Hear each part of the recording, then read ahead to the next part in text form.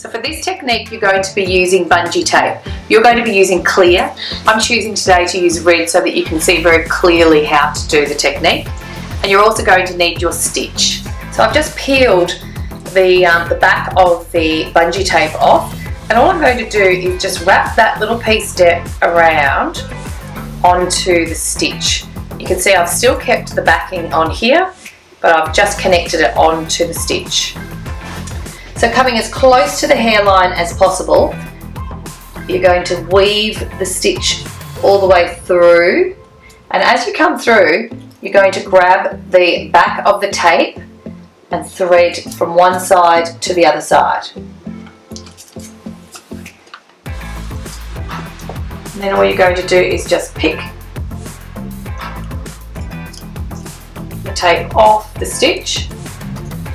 So now I'm going to take the ponytail down over the top of the tape, and I'm going to bring one end of the tape over and secure, and then I'm going to bring the opposite side over and press into place like so.